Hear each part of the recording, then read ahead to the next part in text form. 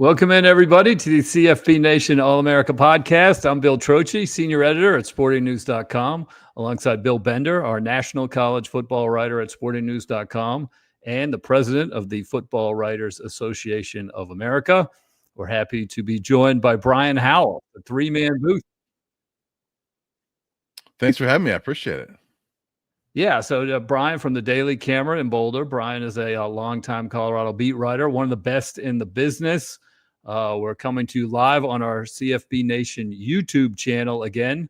Thanks to Brian Driscoll over at Irish Breakdown for setting it up for us. If you want to subscribe, just go over to YouTube, search CFB Nation, and then click subscribe to our podcast. So, Brian, thank you for slipping us in, making some time before you hopefully enjoy a quiet and fun July 4th weekend. Yeah, and then Monday morning it's off to Dallas for Big 12 Media Day. So that's the unofficial kickoff to the season, of course, whenever you get to Media Day. So, yeah, looking forward to 4th of July and hope you guys are as well. Yes, I hope it's nice and quiet. Nothing breaks. No big recruits. No big transfers. No big news out of Coach Prime and that kind of thing. So, all right. Well, obviously, we're going to talk Coach Prime here, but we're going to kick it off with a Trocchi trivia question, where we ask a question at the beginning of the show and then we revisit it at the end of the show. Brian, I think you've been here for a couple of these, so here we go. Deion Sanders is our subject. He has lost 12 games in 2 years as head coach of the Colorado Buffaloes. How many games did Deion lose in his 4 years at Florida State? So you guys can take a guess at that. 1985 to 1988, 4 seasons under Bobby Bowden. How many games did Deion Sanders lose? So we'll revisit that at the end of the show. Bill, you got a question for Brian? You want to kick it off for us? Yeah, we'll start right away with Deion. A lot's been written about his health. I mean, is there any insider take you have on that? I mean, there's little legitimate concern that he's going to coach this season because of his health. Do you have any update on that? Yeah, well, not as far as like what he was going through. I don't know that. He's been quiet on that, and that's his own personal health. But talked to somebody in the athletic department earlier this week that I said, how's he doing? He said he's doing great. He's feeling healthy, and he has not been in Boulder yet. But I was told to expect him at Big 12 Media Day in Dallas next week. And, it sounds like things are progressing, getting better. And there was no concern from this person I talked to that he would not coach this football season. So, yeah, what do you think about him being away all summer, though? I mean, it's not ideal for the program. It's not ideal as they're trying to run camps. I know sometimes you discover a kid at these high school camps that no one else knows about. So that's kind of a negative. And then, there's some uncertainty heading into the season. Yeah, I would say certainly it's not ideal. However, this is the time of year that the current players, they're spending all their time with the strength and conditioning staff anyway. And, so those are the people that are important that need to be there. They're the ones getting ready for the season. And it's the way things work in college football now, so much as, the general manager, and there's all these recruiting people that are on the staff anyway, that they're doing a lot of that recruiting, and they've signed a bunch of guys. I mean, they just added a commit the other day, and they, a 4-star player last week in the 26 class. So they're still adding people even without him being here. And so, it's not ideal, but if he's going to be away, I think, May and June are probably the months that it's okay for him to be away. If you had to pick 2 months out of the year, those are probably the two.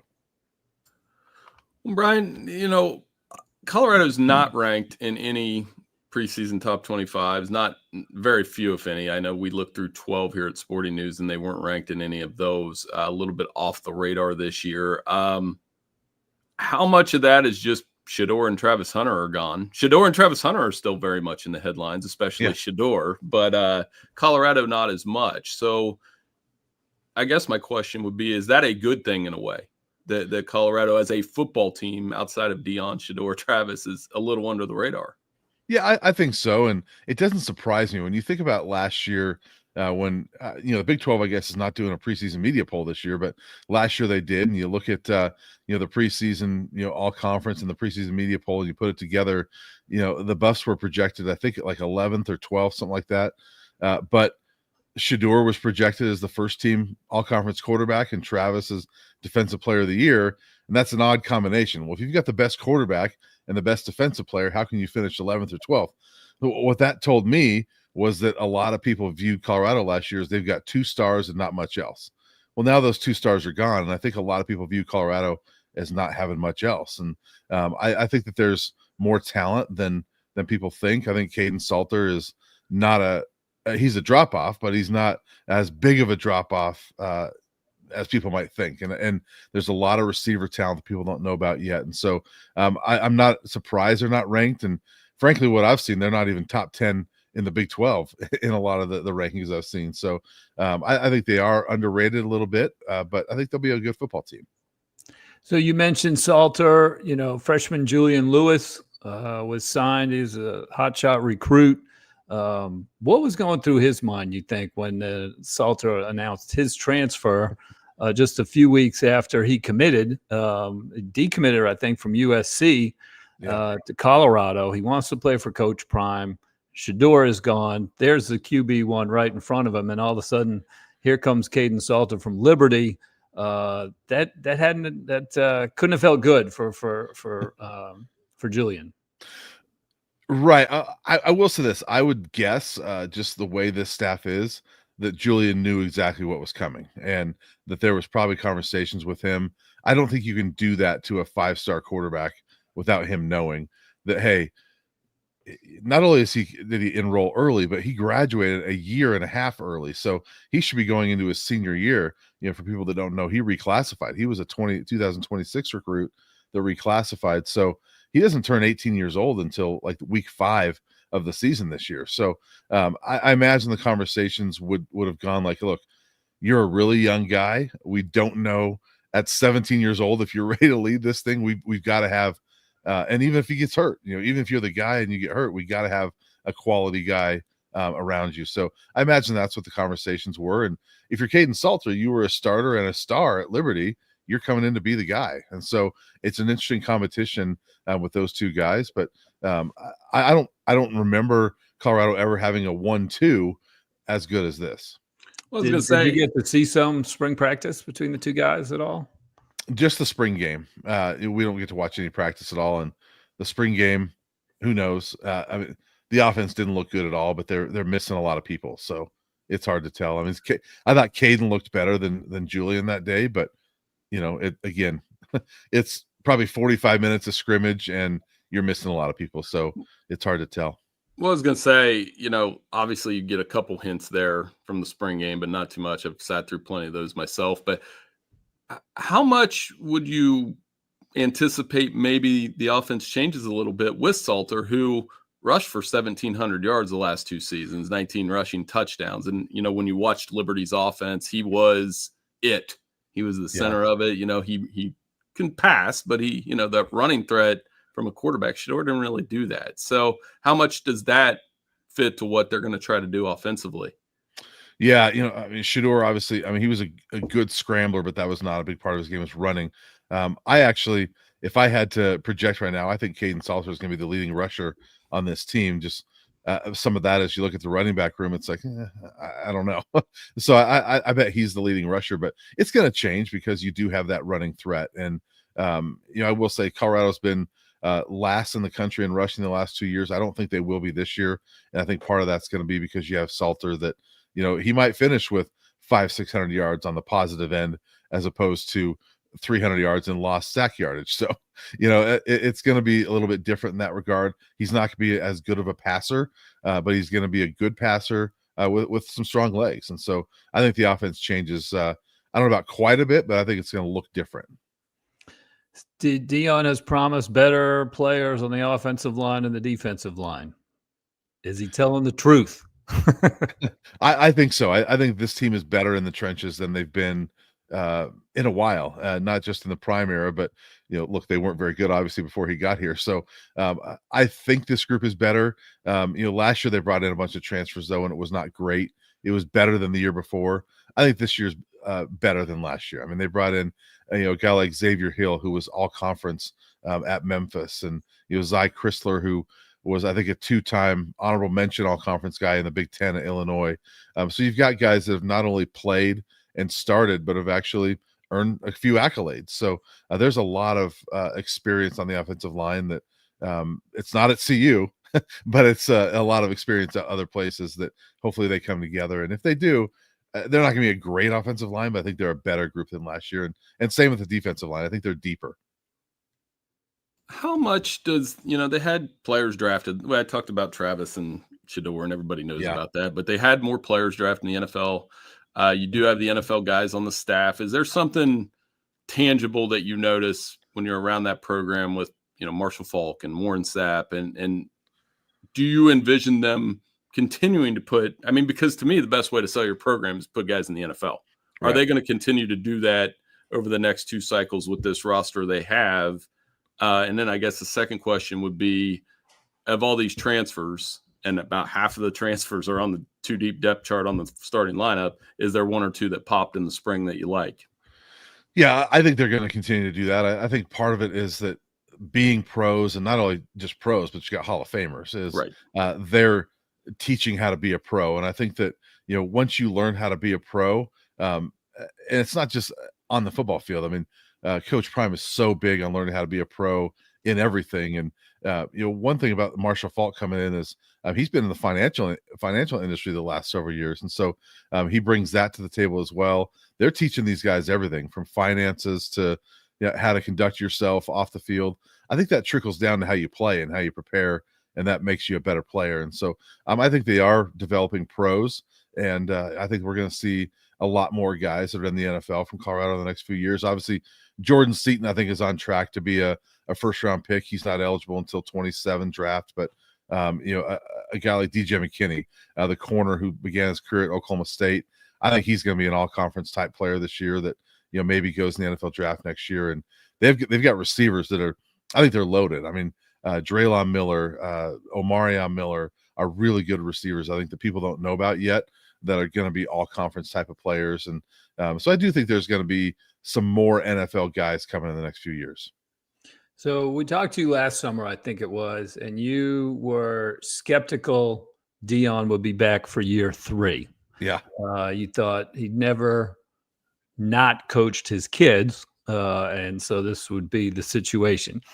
Did your opinion change at some point during the year? Are you surprised he is coming back for year 3? Like, how did that evolve in your eyes on a day-to-day basis as you're out there with the team?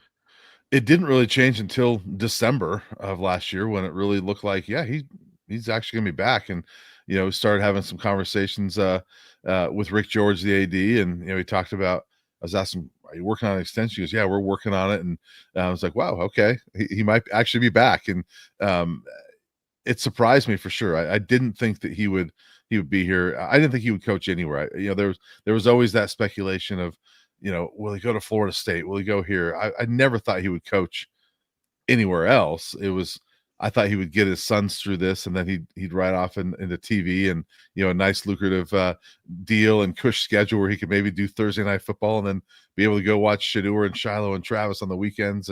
But that's not what happened. And I think that he's looking forward to the challenge of proving that he can coach without Shedeur and without Shiloh and without Travis and prove himself. Now he would say, well, I've been doing this for years, and didn't have Travis all those years. And he's right, but he's always had Shedeur as his quarterback. And for the most part, there was a couple years that Shiloh was in South Carolina, but for the most part, he's always had Shiloh with him. So it will be different. And you started to see the sentimental side of Coach Prime. You could tell this was going to be hard for him in December. But I think that's a big reason why he's surrounded himself with people like Marshall Faulk and Warren Sapp, is that these are his friends. He doesn't have his sons around. He's adding more of his friends around who also can hopefully have an influence on the football team. Well, Brian, last 2 years, the opener has been must-see TV.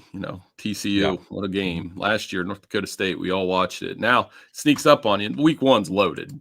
Week 1's got – this isn't – Georgia Tech, Colorado isn't, the end-all game of week 1. But They got that Friday night stage, though. But they do have the Friday night stage, and Haynes King and Georgia Tech. That's an up and coming program that's right on the outskirts of the top 25.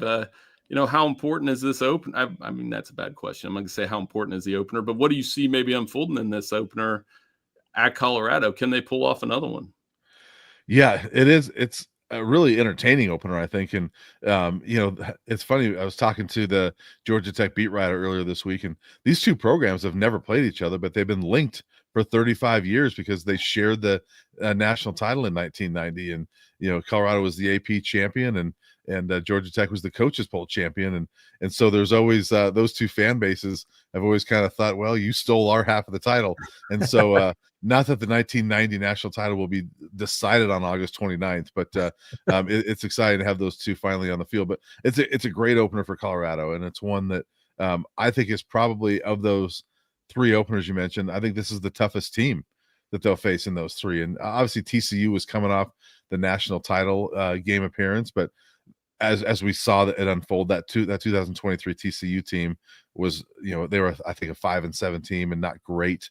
I think this is a better team than that. And Haynes King, he started against Colorado once before.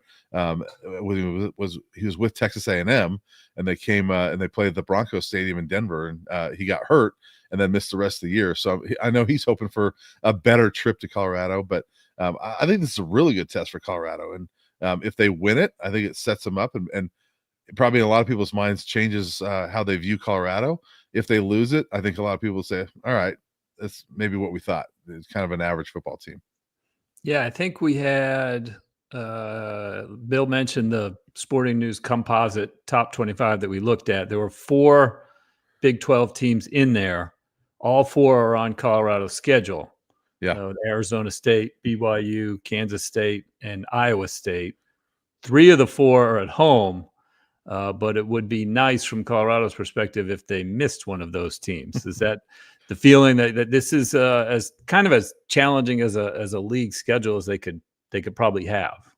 Well, it's funny because a year ago at this time, you looked at the preseason poll in the Big 12, and every one of the top 5 was on Colorado's schedule, and none of them wound up being very good. I mean, it was Oklahoma State and Utah and Kansas. Kansas, obviously, by the end of the year, wound up being pretty solid, and K-State was okay, but a couple of those teams wound up not being very good. And Arizona was another one. So I'm sure Colorado's hoping the same thing. Maybe they'll catch Iowa State in a down year, and Kansas State in a down year. But yeah, it is a challenging schedule. You look at the Big 12, but who knows? I mean, really, after last year, it's like, who knows what the Big 12 is going to look like? And as I'm looking at some of these teams going in, it's like, all right. I mean, Iowa State, I think, is going to be pretty good, but how much of their success was those 2 talented receivers that Rocco could throw to? And they lost some key people, and so. BYU's QB going into the portal right now. So that's a blow to them for sure. That's a very different outlook. And you get BYU early to where, they're still, trying to maybe figure things out. And so that could be a benefit. And so, I think it's a challenging schedule, but I'm not sure they're going to be lucky enough like last year, 2 years in a row, where the top teams are just not good. The projected top teams. So I would expect those top teams to be good this year, whereas they weren't last year. Well, Brian, you said Big 12 Media Days here, and you called it. I always say the same thing. July 4th is the season's over. It's time. Yeah. We barrel right toward August 30th there. So as a veteran of the Media Day circuit, and, I've done these for years as well, what's one change you would make? If you could say, hey, I'm going to run this media day. One suggestion I had over the years was and they did this at Big Ten, put 3 or 4 coaches together on one podium, make them talk instead of us asking them the same question with a rehearsed answer. What's something you would do if you could make a change to the media day thing? Ooh, that's a good question. I've never thought about that. It'd be kind of fun to see some of the players from the other teams interact with each other, and I think it'd be kind of fun to get all the quarterbacks on the podium. Talk to all the quarterbacks at once, or things like that. So the other thing I would do, this is not an actual change of the event, but I would move it around. I think You sometimes get stuck in like throwing it in Vegas or Dallas all the time, but move it around to different areas to where, at least every 5 years or whatever, so-and-so media doesn't have to travel somewhere, and, throw it in Denver one year where I don't have to go to Dallas when it's 95 and humid in July. So I'd maybe do something like that. But as far as the actual event, I think they run it pretty well. But I also come from the perspective of I was a veteran of a lot of Pac-12 media days, which were not as good as a Big 12 media day. And so the Big 12 to me already does it way better than the Pac-12. And so I already feel like I'm spoiled being in the Big 12. That's what I said. I've done all of them. I don't think I've done Big 12 actually, but I've done the others. And, I think I remember I told somebody the first time I did one, I was like so over prepared. Like I had like notes, like questions. And now it's just, it's not that I don't prepare for these, but you just relax and just realize that a lot of these guys, it's rehearsed answers. You got to try to get something out of them. I always go back to 1 year at ACC kickoff. The access is so good. It was me and Lamar Jackson at the podium, and I think David Hale with ESPN. That was it. That was the only two guys talking to Lamar Jackson. And then I'm like thinking, 10 years later, look at him now. Not too bad. So you always take a story like that. Some of these guys you're going to be talking to are going to be playing on Sunday for a very long time. So you never take it for granted. I would say this too. You usually go into media day and you've got a list of things. I want to get this, and this done. And you get about half of them. Right. Because there's something like, I wasn't able to get this guy. He wasn't ever available. So yeah, you just kind of go in, you gotta call an audible. Well, and I'll ask you one more then. That Brett Yormark, what do you think will be the theme of his talk? He's championed parity. That seems to work for the conference. He's had to talk about the playoff a little bit. What will he come out firing with something, unexpected on that front about the college football? I'm guessing he's going to be asked about the playoff. What do you think he's going to come out and say? Yeah, I mean, he's got to be one of the more energetic commissioners out there, and innovative, and he's got a lot of ideas. I would guess that his message is going to be, they want as many Big 12 teams as possible in that playoff, and they probably don't want 4 spots going to each of the SEC and Big 10, and they're going to fight for that. And so I think that's probably the message. I can't imagine there's any big announcements. There's doesn't seem to be any realignment on the horizon right now, and so but I think he's certainly going to have a very positive message. And he did say last year, look, I think we're the deepest conference, and top to bottom, and he was probably right. They may not have been the best conference, but I think top to bottom they were about as good as any conference last year. He's going to be pushing that basketball expansion too. He likes the beyond the 68. He's one of the drivers on that nobody wants, Brian. Nobody wants that. But I will say I do. I like the idea. Really? Yes. Just I come from the perspective of, I cover the women's basketball team, and there's so many of those automatic qualifiers that in NIL and the transfer portal era, those automatic qualifiers, they're losing their players to the big teams. And so those automatic qualifiers to me in some of those conferences are getting worse. And you've got teams that, when I'm watching the women's tournament come together this last year, you got teams that have a net ranking in the 200s. There's a bunch of them 150 and lower that are taking spots away from teams that are, maybe a net 48, net 49, 50. So you got some quality teams that are not making the tournament for a net 225 that won their conference tournament. And so it's more pronounced on the girls' side, and I agree with you probably on that. Yeah, because I do the bracketology for both, and I noticed there's a little bit of it is just a little bit more pronounced on the women's basketball side. Yeah, and if that's the case, maybe just expand the women's side. But I do like I want to get more of those quality teams in there. Those it feels like the balance. I mean, not the balance power, but like there's more of that talent that's going to be in the Power 4 programs than there would be, at some of those mid or lower major programs. So Bill asked you what you thought Yormark's theme would be. I'm going to ask you what you think Deion's theme is going to be. I think year one it was, all about, can he coach at this level and defending his Louis philosophy and whatever. Yeah. And then last year the 2 big names, but he missed last year's, didn't he? Or no, he missed 2 years ago. 2 years ago. Okay, at the Pac-12. Yep. What do you anticipate this year? It's a whole new thing for him. I don't know what he's going to talk about. Yeah, I mean, their message really has been that they think they're a better team than last year. And I don't know how that's possible when you lose the Heisman Trophy winner and the best quarterback in the country. But they believe that they're deeper, and they're going to pump that message. And I think he's always a positive guy, and and a very confident man. That he's going to get it out there that, hey, we're better than last year, and because he wants that message out there that, look, don't sleep on us because we lost those two guys. And so I think that's the message he's going to have. And certainly there's going to be questions about his health, because this is the first time he will be talking since all that came out about his health. All right. Well, that was good. You guys want to go back to the Trocchi trivia question, and then we can let Brian go. Let's do it. So we will revisit that, comparing Deion. He's lost 12 games as a coach with the Colorado Buffaloes the last 2 years. How many games did he lose in his 4-year career at Florida State from 1985 to 88 under Bobby Bowden? Brian, I'll let you guess first, then I'll have Bender chime in. I'm going to guess 11. Because I think his first year they were about a 7-5 team, if I remember right, and then they got better as he got along. And so I'm gonna guess 11.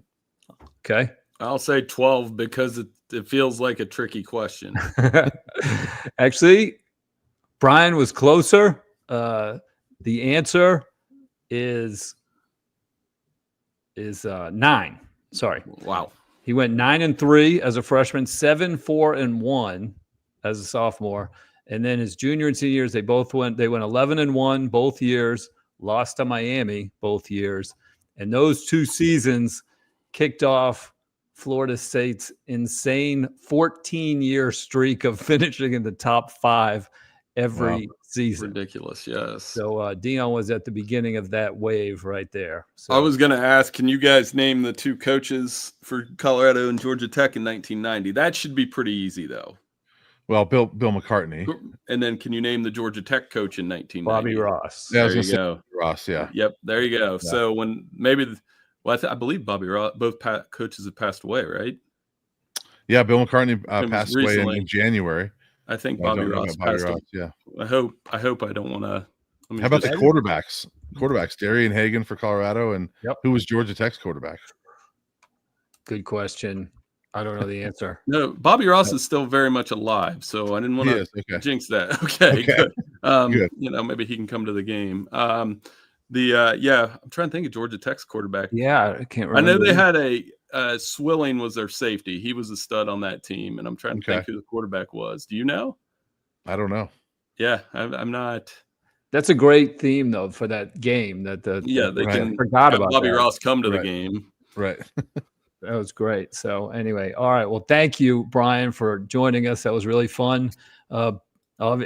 People always want to know what's going on with Coach Prime. We got a great update there. So thank you to everyone who is listening to the CFB Nation All-America podcast on Spotify and Apple Podcasts. Thank you to folks who watched on the YouTube channel, CFB Nation All-America YouTube channel. Thank you to Irish Breakdown, your source for Notre Dame football information. Enjoy the rest of your day. Enjoy your July 4th weekend, and we will see you soon.